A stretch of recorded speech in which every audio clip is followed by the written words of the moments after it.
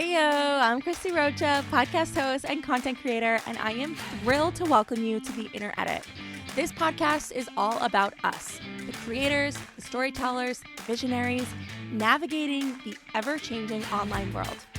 We are in this together, facing challenges unique to our craft, like burnout, setting boundaries, dealing with negativity, and that oh-so-familiar imposter syndrome.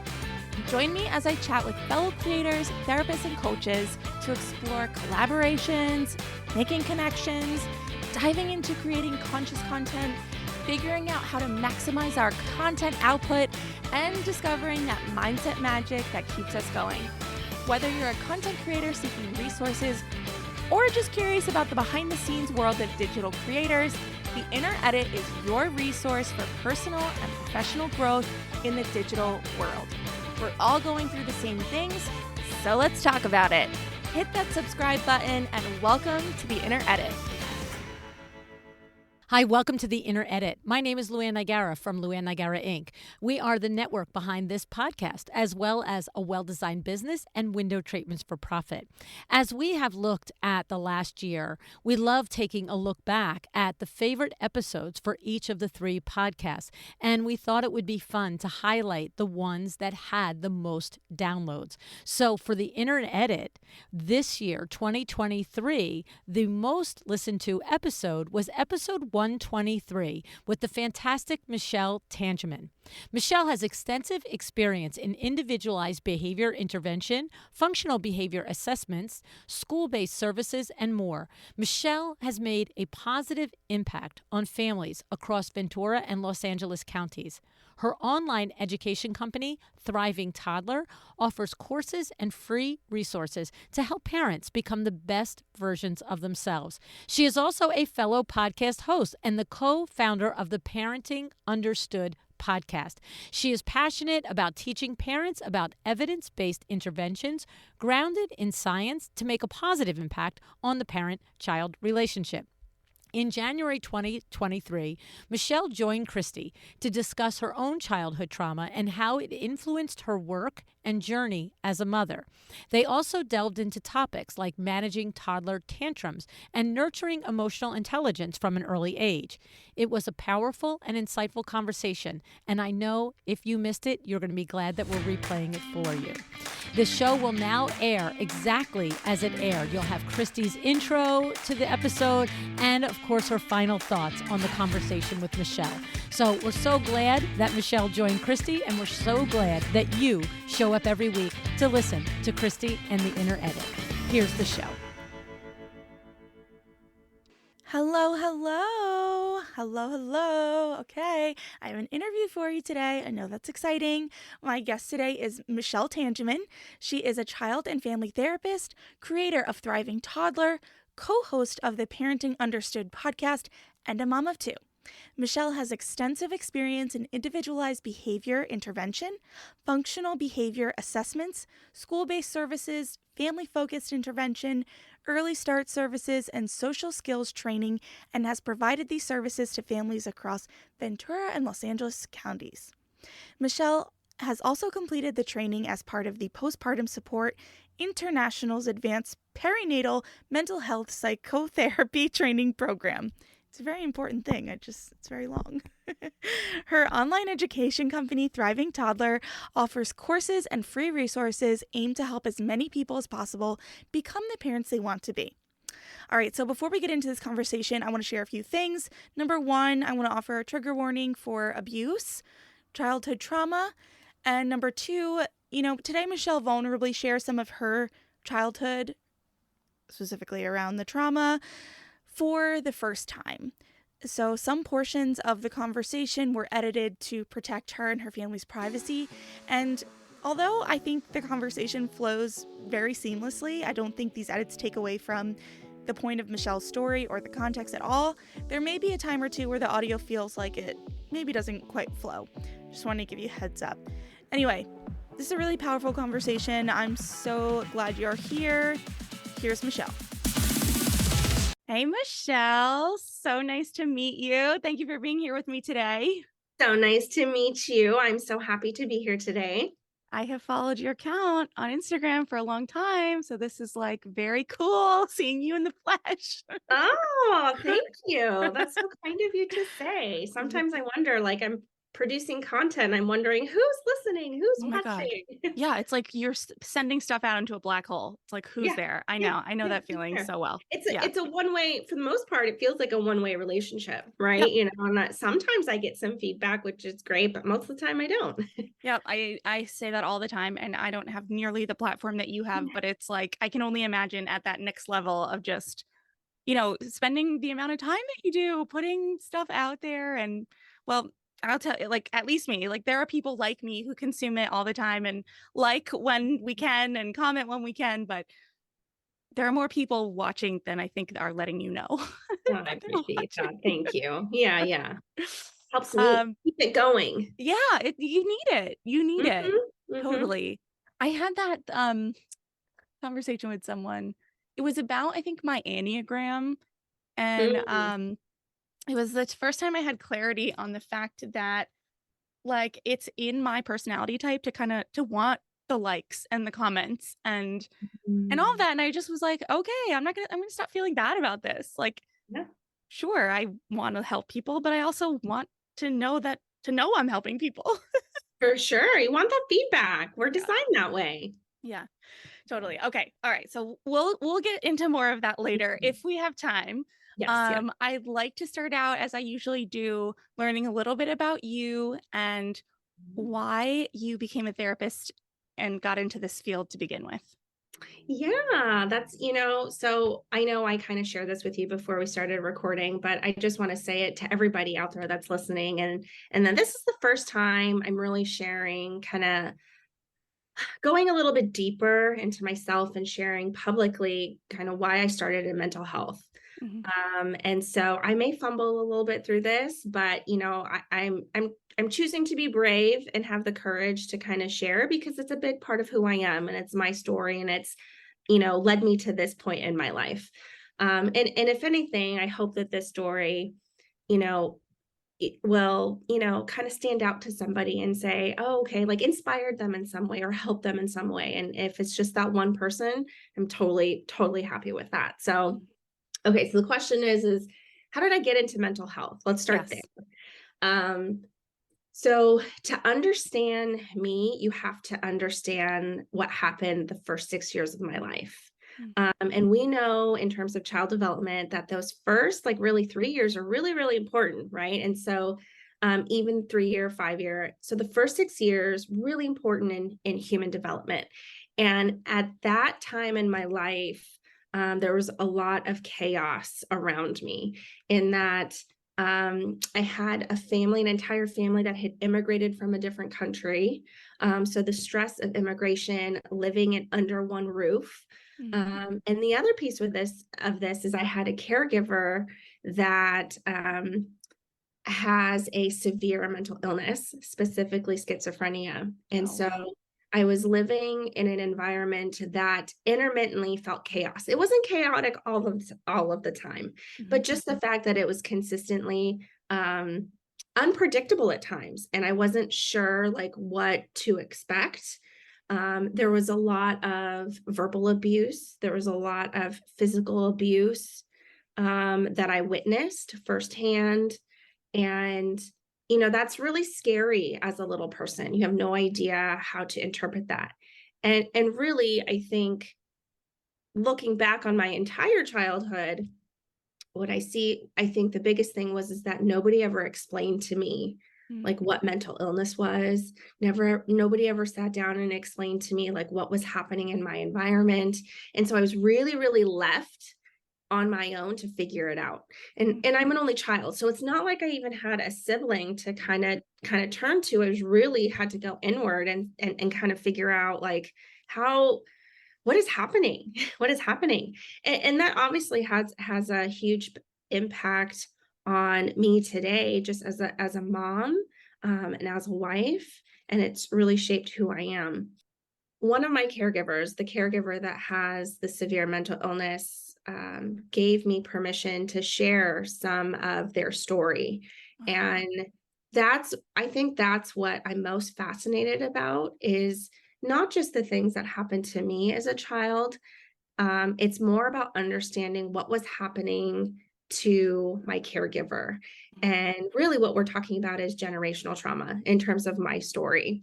And, what we know about brain science is that you need two key things to build a brain. And the first thing is having a loving and supportive caregiver.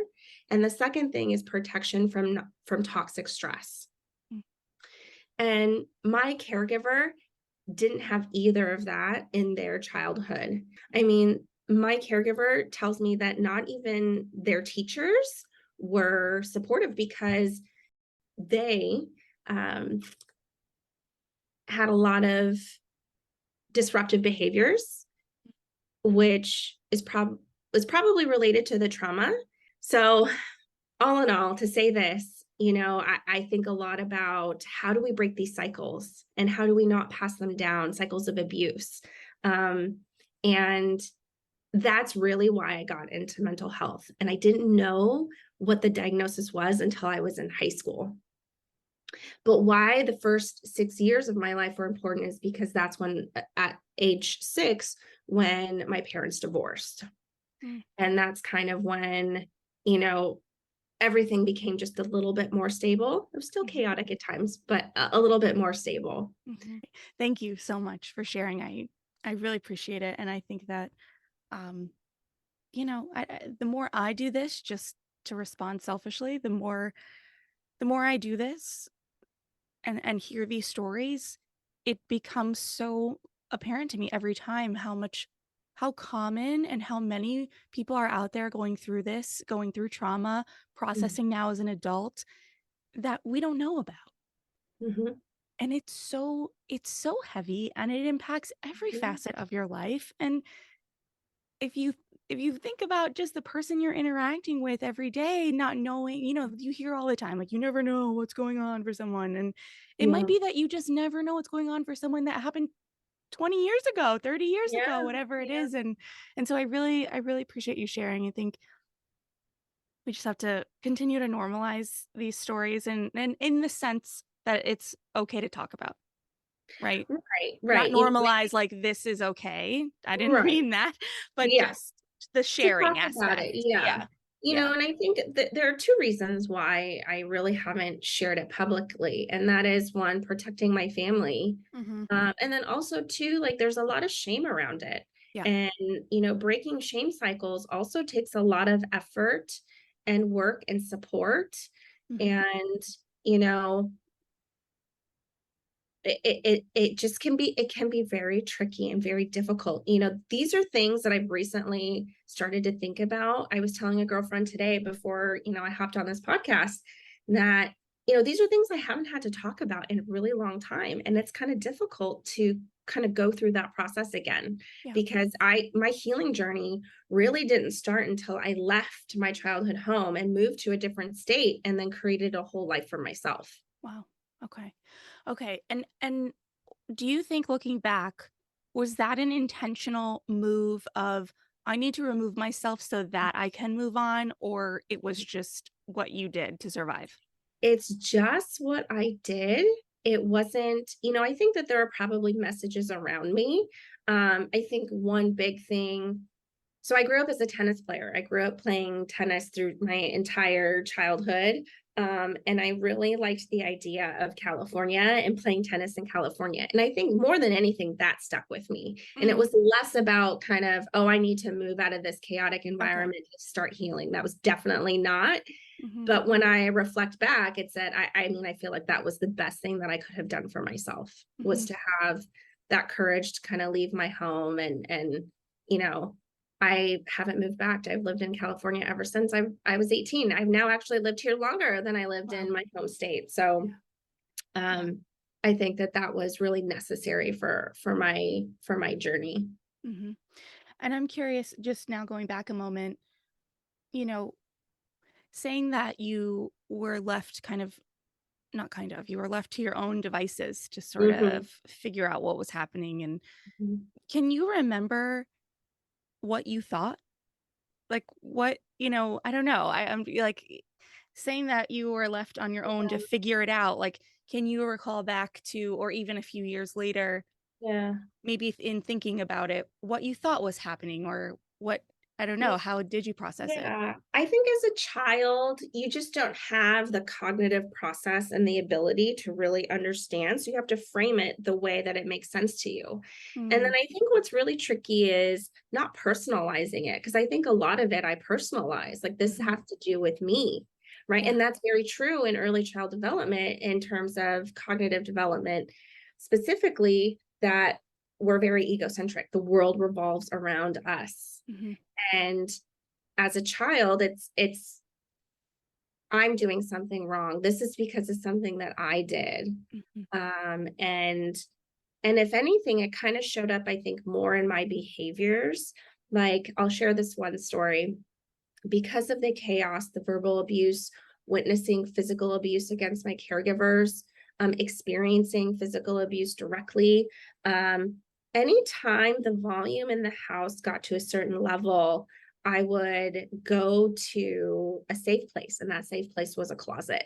mm, And as a 20 something, no, at this point in my life, I'm in college, like late in college. And I'm living my best college life. But, I come home for holidays. Things were starting to escalate. The volume was starting to escalate in the house. And all of a sudden, I find myself in a closet as a 20 something. mm. Yeah. So, that's definitely a Yeah. response to the childhood trauma. And that really is that was the cue where I was like, I think I need to go to therapy. And I had been in and out of therapy my whole life, but this is when I had decided to go back. Mhm. So I don't know what I was thinking. I think it was more of like how I was responding in terms of my behavior. Okay. So That makes I sense. really went inward a Mhm, lot. I kept a lot of things in. I was encouraged not to share my feelings. mhm, I was encouraged not to speak up.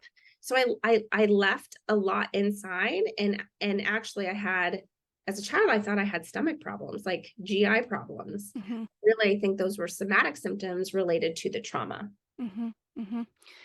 Okay. So from either, birth to 6 years or at any point after that, shortly after that, are there things now looking back that you either wish or you would advise someone that you would have been interacting with outside of your home to be looking for, to be noticing, to be asking you?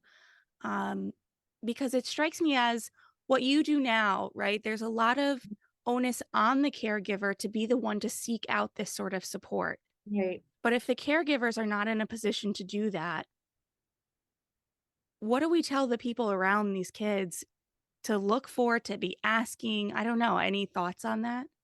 I think, the children that externalize their behaviors obviously get more attention, right? Hmm. Because it's more disruptive in the classroom. So we're talking like outside of the home environment. And so those kids that are engaging in a lot of disruptive behavior they're really just like, they're verbally lashing out, or they're getting physically aggressive with other children or other adults. Those are the kids where we say, hold up, like what's going on? And counselors and educators, I think, are better. I know that they're better, and I know that they get a lot more training Hmm. today around looking for red flags, signs of red flags. And I think usually when those children are externalizing, there's a whole process. So teachers are starting to ask questions, or counselors are asking specific questions, to kind of see how much the child's going to share about what, like, kind of what's going on at home. I think the harder children to identify are the children that internalize kind of what I was talking about, though, what was happening to me. You know, I wasn't a good student. Mm-hmm. And I think part of that too is directly related to the trauma experience, because when you're not feeling safe, when you feel like you're being looked at or judged in a way. So part of it, like with a normal development versus like kind of the chaos that's going on at home, not doing great academically, not speaking up, having a lot of somatic symptoms in terms of internal illnesses. I think those are also red flags too that we often miss. Mm-hmm. Mm-hmm. How how does your family feel about the career path you went down and your platforms and all that? Are they aware? Are there feelings and thoughts that you know of? I would say my caregivers are very supportive. I think they're cheering for me, they're rooting for me. I think they think it's unconventional and they don't quite understand it. I mean, they Mhm. understand that I'm a therapist. Right. I don't think that they quite understand like the purpose of the podcast or, Mhm. the purpose of Thriving Toddler, but they understand what a therapist is, and they're in large part they're very supportive. But I grew up around Asian culture, and Asian culture, it's you can be like one of three things, and that is a lawyer, a doctor, or an accountant. And neither of which I picked, Right. but I think that they now appreciate it. Yeah. And I know, just with, not that I have Asian family members, but I have Italian, I have spoken Hmm. with other, cultural Hmm. backgrounds. There are also, I would guess, and you can tell me, but I think even just sharing is really can be taboo, can be, like we don't talk about what goes on behind closed doors. We protect the family, we protect the reputation. Why do you need a therapist? You have friends, you have, go for a walk, grab a drink. It's like, Yeah, I think that's totally changing now within, the yeah. next generations, but certainly the combination of generational and cultural with a Hmm. very broad stroke. I'm generalizing grossly right now, but it's tough to kind of be the one to break through. Well, it's cycle breaking is what it is, I guess, Cycle and breaking. It yeah. really is, and it's really it's worth it, but also know that the journey is really hard. Yeah. I'm not Yeah. gonna I'm not gonna like give a soft pillow like cushion No. on it. Just Yeah. it's not, the work is worth doing because there's nothing like having your own children where a lot of that generational trauma comes up. Yeah. And then it ends up showing its ugly head. And then again, that shame cycle, it's really hard to build. It's hard to break. Yeah. In your And own Oh, sorry, go ahead. no, no, no. It's really challenging to kind of face it head on. And Mhm. I think oftentimes it's a lot easier just to avoid, minimize, not think about, invalidate, right? Those are all things that we were taught. And I think you're right. I think that we're slowly evolving, and especially millennials are much more open to therapy. I see, and I see that across the board in my work, and I see them opening up. And then also the day of social media. Right. There's so many therapists showing up on social media, sharing this information, and that I think helping to normalize it. But you're right. In previous generations, it's about keeping it within the family, right? Because of the shame. We don't talk Mhm. about it outside of the family. Mhm. They're very private, and that's very hard because they, didn't have access maybe to the knowledge that we have today. Right. Right. Okay. And now, so you have 2 kids. I do. Um, in you know, not a secret, right, that our past shows up when Yeah. we become parents. Yeah. For you, are there particular, like, ways that your childhood, your past trauma has manifested in your mothering? Like, do you have to Mhm. check yourself in certain ways? Has Mhm. anything surprised you about what's your maybe natural reaction to things, or what comes to mind for you after I say all of those things? Yeah, yeah, for sure. I've got all of these awesome skills, right? Like, and I use them. I use them. And then what ends up happening is they don't always work, which I don't Mhm. expect them to. Like I know better. But that what ends up happening where this trauma kind of comes up for me, and then I like have to take a step back and I have to actively work on it, is for me as I get quickly overstimulated. Mm, Like my senses are quickly, like my brain is like so overwhelmed, and I just want my kids to listen the first time I ask them to do something. yeah, And then that's when I'm more likely to lash out, meaning like yell, like, yeah, I've already asked you like 3 times, it's time to do this. Like I fall into the same traps. you react. Yeah. I react. Right. And Mhm. so it has been, I have a 2.5-year-old and a 5-year-old now, and I Mhm. have to actively I put behavioral systems in place for my children, but for me, so we have systems like stop, think, choose. where my daughter, she's older, so it applies to her. When we're feeling angry, so we've got this beautiful picture of this kid like screaming, right? And right below it is when you feel angry, you stop with the big stop sign. And then below that, you think. And then below that is you have choice A or choice B. Choice A is I can use a breathing exercise, a coping exercise. I could walk away and say I'm not ready. And B is a B choice, which is less preferred. And that is I'm going to yell or I'm going to do something like throw, in my child's instance. And then, when they use it, we also pair it with a token economy system in the house. So like I put all of these great behavioral interventions in place, not just for my children, but for myself. So they're holding me accountable as well. Well, my daughter is, my 2.5-year-old is too young, but my daughter's also holding me accountable, right? She's like, oh, mom, you're raising your voice. It's scaring me. I was like, oh, I'm so sorry. I acknowledge it. And then I go and take a token away from my jar. So it's a work in process, and I have no problems having her check my behavior because I'm giving her the space to say, mom, your voice is scaring me. And then that quickly disarms me, that I'm snapping out of my like reptilian brain, right? And I'm going into my frontal lobe and I'm saying, whoa, whoa, whoa, like this, I'm taking, like, this is too scary for her. Like, and raising my voice could be like, remember what I said? Right? It could just that influx, and she's like, I don't like that. Or like bat signals going on. Right. And that's not to say, like you need to be monotone about everything. Like Right. normal, like conversation has different, intonations and tones and everything. But it's just it prevents me from taking it to a place that becomes scary for her. Yeah. It's a checkpoint. It's a check and balance. Yeah. Yeah. I have kids the exact same age, and it's so Yeah. hard. It's so It's so hard.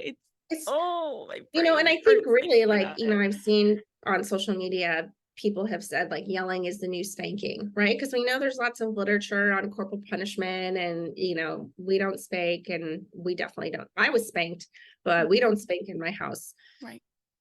So then people feel, or parents often feel like, well, I have nothing in my arsenal but to yell because that's the only thing that gets them to listen. Yeah. And so we kind of are stuck in these patterns. But, that creates a fear response in them, and that creates a physiological response. Yeah. Like I happen to know my son has a stronger response, like physiological, like I see it in his body, like he flinches when he's scared of like Halloween stuff, right? Anything that induces fear. Whereas my daughter's just much more mellow, and she can kind of let things kind of roll off of her shoulder a little bit more. But even being aware as a parent of their differences and their responding, I think is really important. Yeah. Yeah. Okay, I'm gonna go down that road in a moment. But I want to take you back one more time, um, to the only child. You Oh are an yeah, only child. he was an only child. I Yeah. had a conversation with a friend recently who was sharing how, thinking about starting her family. And, she was just sharing that she's an only child. And it occurs to her that, her kids, she's like, who are my kids' cousins? No one. And so is her partner. He's also an only child. And she's like, and just that feeling of having people around you other than my parents, or God forbid, like, the day that my parents are no longer around. Yeah. She's like, who are the drop everything people in my life? And of course I'm like, I'll be your drop everything person, you Yeah. know, but Yeah. it was something that I have half siblings. And my husband has two brothers that we're very close with. And so it's like, on one hand, I was like, I kind of get you, but I can't fully get it. And so I wonder, just what your take on how that's impacted you being an only child beyond sort of your childhood and not having someone in the moment, but beyond now. Yeah, I want to say, I'm a very solution focused individual. Like that doesn't mean like you can't validate, your experience, but like for your friend specifically, I think that, she doesn't have any control over Yeah. over the No, fact that I she know. doesn't have, I a know. sibling and there are going to be no cousins around. And so I think really like that fact, that variable isn't going to change, right? And so I think spending a lot of time there may not be as productive as one might think. Mm-hmm. And so really focusing on, the friends, like the good people around you, being really careful about who you bring into your circle that can be the drop everything people. And I think really focusing on building those relationships and having that is everything. Yeah. Um, so those are still social connections. For me, I had a lot of cousins, right? So because Mm-hmm. my entire family immigrated to the United States when I was young, and so all of us cousins had each other. I have like 7 cousins. Mm-hmm. There's 7 of us, and so we were all kind of like close in proximity. Mm-hmm. Um, and I was one of the oldest, so I had my cousins, and then when it came time for me to but really I had my friends. Yeah. I had just all I needed was one good friend to feel Mm-hmm. connected with. And they changed throughout my childhood, but I always had that one person that I could go to. Mm-hmm. And then as a parent now, I struggled with, do I want one child? Do I want 2 children? And, for me, ultimately, when talking to my husband, we had decided that we wanted multiple children. And that was the best decision for Yeah. me. Yeah. And I'm happy that we did that. And although it's very, very hard on us, at this stage in development, like Uh-huh. it's exhausting. Yeah. Yeah. My daughter had me up 3 times last night. Yeah. Yeah. Yeah. That'll stabilize somewhere around age 6. So just Oh my hold out God. till 6. Oh my God, I know. But yeah, no, I feel you. And it's interesting. Like I said, I have siblings. They're older though. I didn't grow up Yeah. with anyone. I grew up with this friend actually, but Mhm. there was no one in my house every day as a Yeah. sibling the way I see my kids. And so that's Mhm. so interesting for me because I look at Yeah. them and I'm like, I really can't relate to this experience at all. I For know what sure. you're doing is normal, but like, whoa, I I like didn't want know. anyone in my stuff. I didn't want anyone talking to me. It's Like, true. yeah. But, they and that I had the same thoughts too, and like part of me, like when I look at like the information that we do know about, only children, I look at myself and I was like, yeah, I do identify a lot with the fact that like it's hard for me to share certain things. I want to Hmm. keep things close to me. Um, yeah, those my husband likes to give me a hard time about being an only child. But the beauty of only children is they get all of their parents' resources, Mm, right? Because it's one child versus yes. dividing your attention, dividing your finances, dividing whatever it may be between multiple children. Yeah, And not to say that that's a negative thing, but that is one of the upsides of totally. having being an only child. Yeah. Yeah. And then I guess my next thought is kind of the flip of that is the kind of trope going around in social media that we're seeing a lot right now is about being the oldest daughter or being the only daughter and Mhm. bearing the weight of the family in a sense, like Mhm. completely caretaking for the parents when they get a certain age, taking care if there are younger siblings, kind of being the emotional container for them and Yep. all of that. Do you identify with aspects of being like the only daughter and all of the kind of like emotional implications that come with that? Honestly, not yet. I think it's one of those things that I don't have to think about because we're very verbal in my family about the plan, right? Okay. So like Okay. we know the plan and we just have to be able I just have to be able to execute that plan when it comes. Got it. So I don't it's not something like it's energy of worry, like the worry in the form of energy Mm, that like I don't want it kind of I don't need to think about it right now, yeah. right? So it's not Fair. relevant. I need as much brain space as I I can for know. all the things I need to do right now. I know. I know. I know. Okay. All right. So let's go to what you do a little bit more. There are quite a few mentions throughout your website, your social media about what you do as being, science based, like that Yeah. phrasing of science based. Can you talk a little bit about what you mean by that and how maybe that differs from some other parenting strategies and philosophies we see out there? Yeah, yeah, and science is great, right? It's great because it gives us a lot of information. It's about creating structure and designs, and it gives us more information, right? It's like it's important in terms of making these decisions. Mhm. And as a clinician, when I'm treating a a specific mental disorder, it would be unethical for me to treat someone when we know that there's evidence of this intervention really supporting this deficit or disorder Okay. versus I'm going to do this willy-nilly thing over here that says, okay, like if I change just as an example, like if I change my child's diet, this is going to totally change my child's behavior, right? Like Okay. there's no evidence to really support that the two have a relationship. And so therefore, as a clinician, I'm not going to suggest that a family does that because I don't have any proof or support behind the fact that this is actually going to create better outcomes, right? And ultimately, when parents are coming to me, they're really struggling, Mhm. really, really struggling. And as a struggling parent, what do you want? You want that person's knowledge and you want to know that something's going to work, Mhm. Mhm. right? So I think there's a lot that we know from science, and there's still a lot that we don't know. And so, in terms of parenting and child development, there are these evidence-based treatments. There's like 5 of them.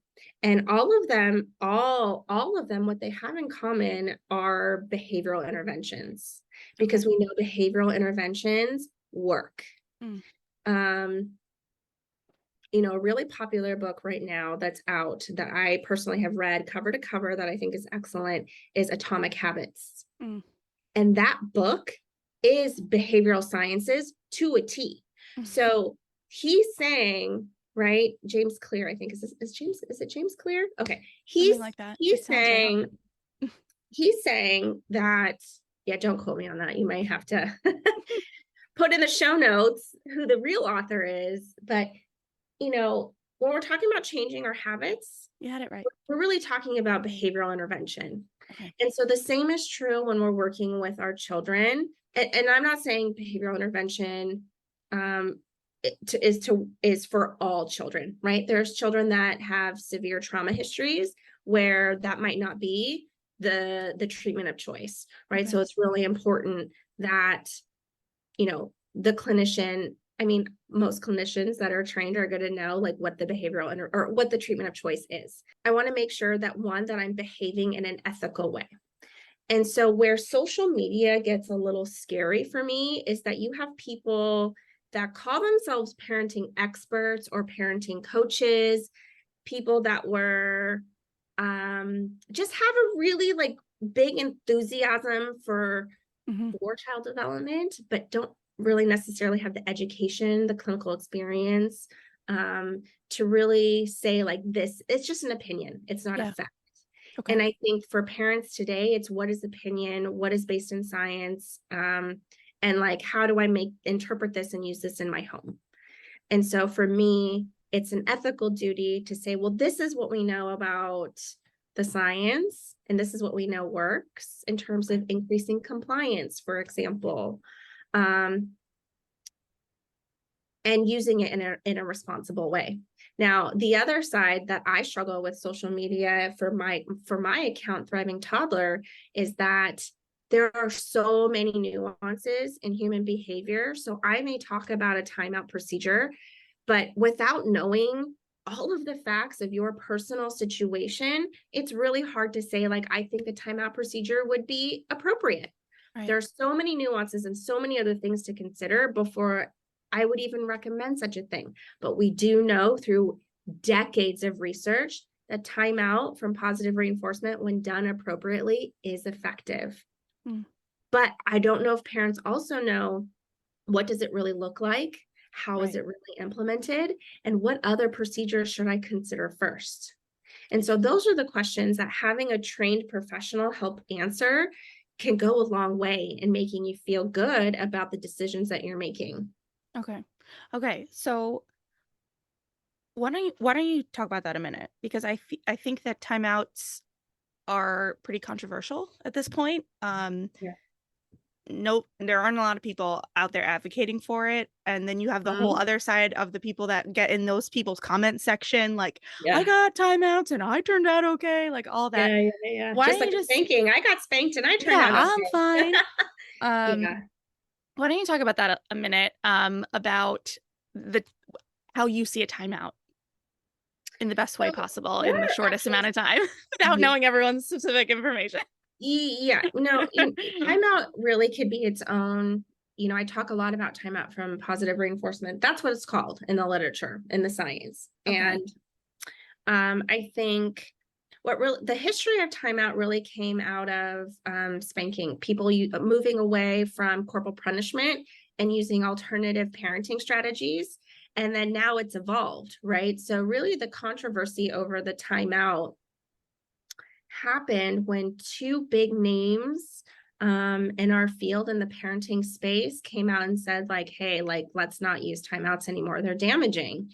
Mm, And I think that when done inappropriately, they can be. And when I say inappropriately, it's the parent's upset, the parent's angry, yells at their kid, sends them to their room and shuts the door and lets them like cry it out by themselves.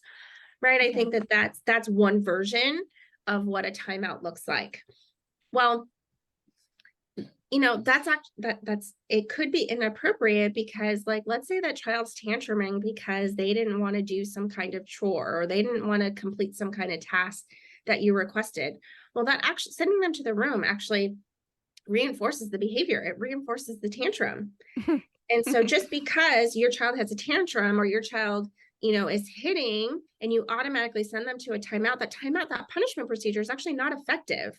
So Mm, you're just like going through the motions and it's not really doing anything to change the behavior. And that's a problem in general with only using punishment, is okay. that you're never teaching the appropriate behaviors. And so before you even use a punishment procedure that's appropriate, so things like a verbal reprimand, things like a timeout, you have to exhaust all of your positive, proactive, and teaching strategies before you incorporate a timeout procedure. And even if you decide to do that, you need to have all of the other pieces in place for it to be effective.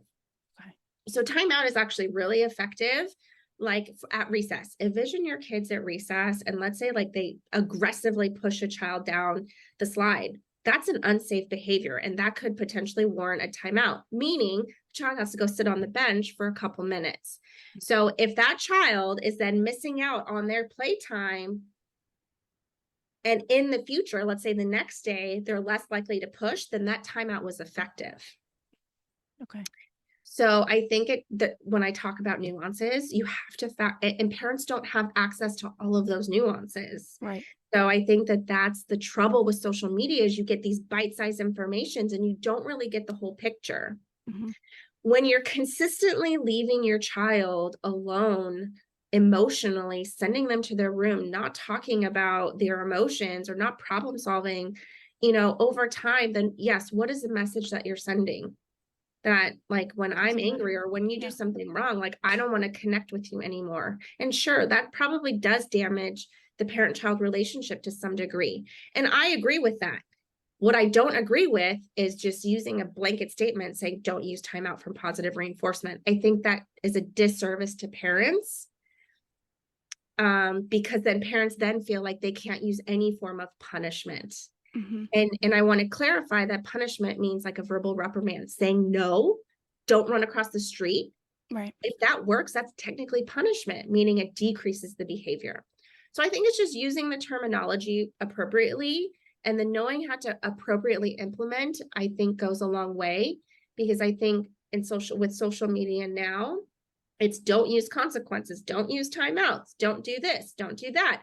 And then parents are like, well, what am I supposed to do? Yeah. Yeah. What do I have in my toolbox? Yeah. Yeah. It feels like I don't know. It just feels. And It I'm feels not like saying I. you Yeah. have Yeah. I'm Go not ahead. saying you have to use timeout. That's not my argument. The I know you're argument not. Yeah. is, do you really know what a timeout procedure really looks like? If it doesn't fit your family values and that's not something you want to use, that's totally okay. My job as a clinician is to say, okay, then let's try these other strategies first. Mm-hmm. And that's why I created my back pocket essentials for parents that don't really want to use kind of the timeout. Then you can exhaust all of your positive, proactive teaching strategies, and all of that is in the back pocket. My favorite ones are in my back pocket essentials. Okay. And I think this is also a good time to mention that you do have quite a few paid and unpaid resources on your website and a podcast that is going to deep dive all the things that I'm not going to have time to do today. So, Correct. Yes. for the actual parenting strategies and parenting ideas and advice, we're going to seek out your podcast and your website and your social media. And we're going to know that it comes with a grain of salt that Michelle is not in your house. She's not in your living room. These are Not, just what she's learned over the course of her training and experience as a mom. yeah. Yeah. Yeah. And I want to provide education, but at the end of the day, it really, like, there are nuances that you want people to be aware of before you make recommendations, Mm-hmm. because we don't come with a manual, we Mm-hmm. just don't. Okay. So what do you think, though, if you could summarize, like, do you have like an overall kind of elevator pitch for the type of parenting that you, I don't know, believe in? I don't know. That's a good question. No, I don't have an elevator pitch. I take the science, Mm-hmm. I take the nuance, I take emotional intelligence. I think that's often left out in behaviorism in general, Mm-hmm. because that's And what behaviorists, do you mean on the part of the parent or the child or both? both, Yeah. Okay. both, both. You know, I think that's often left out in behavioral analysis, and it is because it's mentalistic, meaning it's inside. It's not observable. You can't see it, but Mm-hmm. obviously you can show emotion and Yes. see that. But I think talking about emotions, talking about nuances, talking about behaviors and how they all mesh together and they work together, and making sure you have that secure attachment, loving relationships, all of that is really important, and that protection from toxic stress. And so, yeah, that's not a good elevator pitch. No, but But I think but it's your truth, though. I mean, it's what you do.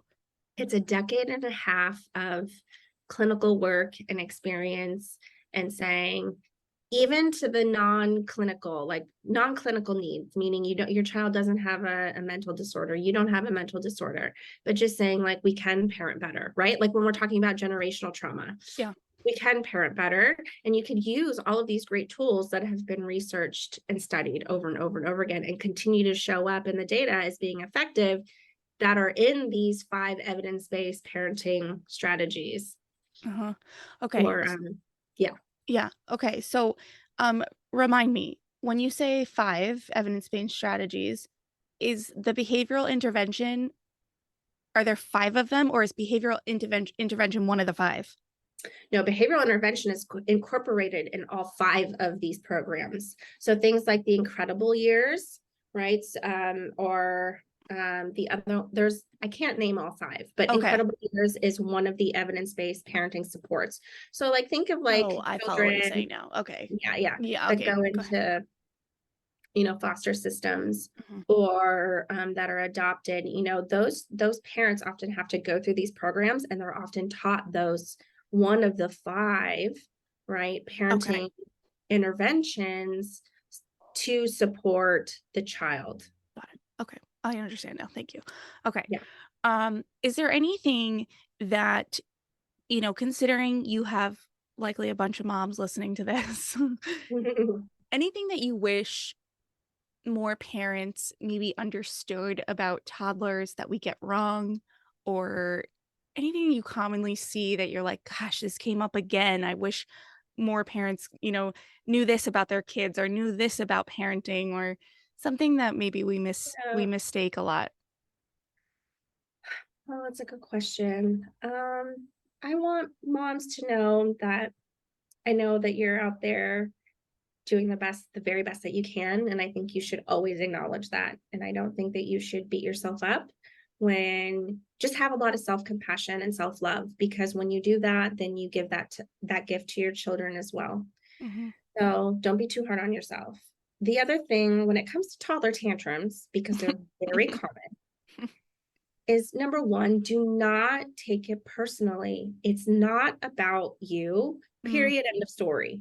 They're not doing it to manipulate you. They're not doing it. They're not throwing a tantrum to get their way, Yeah. right? And I'm talking about the age group between 1 and 4. Right.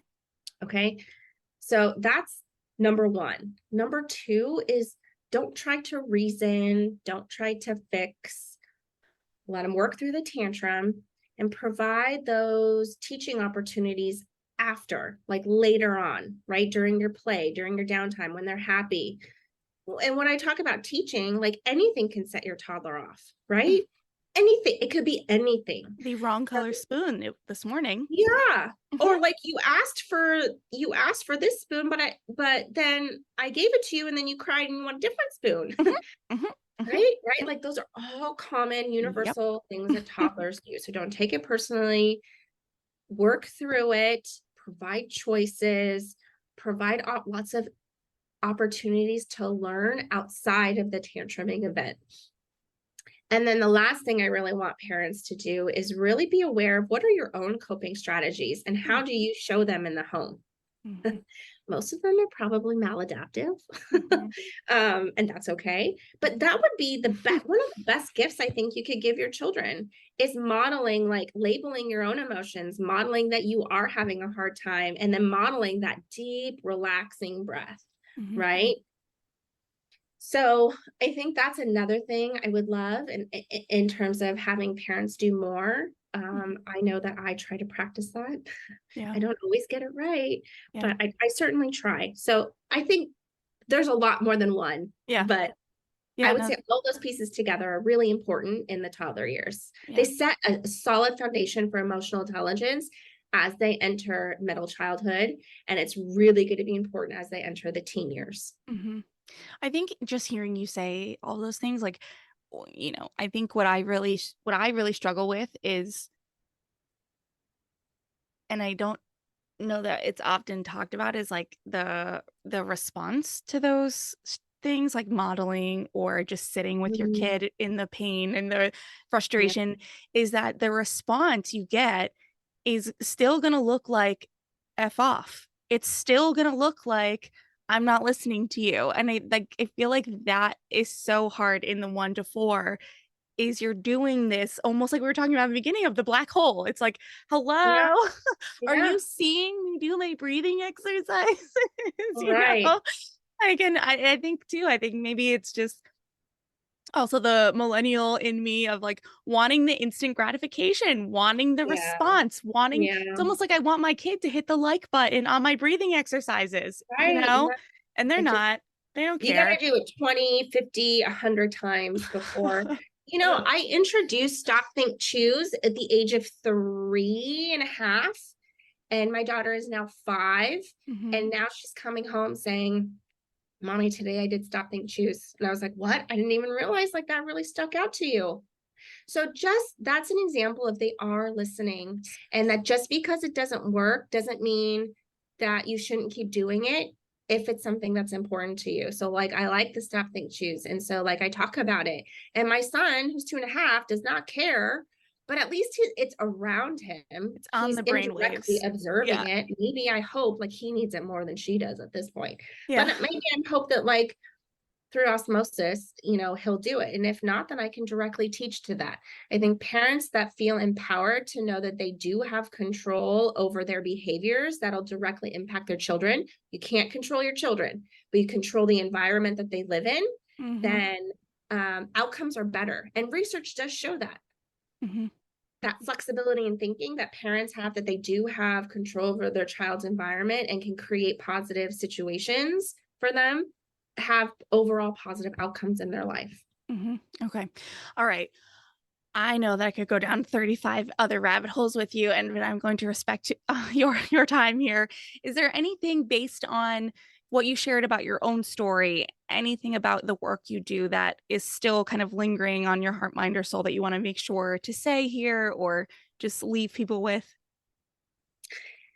That I was vulnerable today, that this is the first time that I've really talked openly and publicly about my family history, and I'm really nervous about it, and I Mhm. don't know who will listen to it, but I hope that it will positively impact somebody out there, like I mentioned before, and that just know that it's easier to go down the path, the healing path with other people that you know, love, and trust, Mhm. than doing it yourself. Mhm. Well, thank you. Thank you so much for sharing and for being here. And I'll say it again, if anyone is actually looking for more of Michelle's parenting, ideas, please check out, her website. I will link everything, including the podcast, in the show notes. And again, just thank you so much for sharing here today. And I really appreciate you. Of course. Thank you so much for having me. And before we sign off, I just want to say I know we talked a lot about toddler behaviors, Yes. but I also, in my practice, specialize in postpartum mood disorders. Oh, perfect. So, moms that are feeling a little bit more anxious or depressed in their postpartum period. So, if you live in the state of California and you feel like I would be a good fit for you, please send me a DM, and we could determine if we're a good fit for each other. Perfect. And I also have a place on my website where I will put your practice information. So I'll get that from you off air. But anyway, thank you again. Thank you so much. Thank you so much for having me.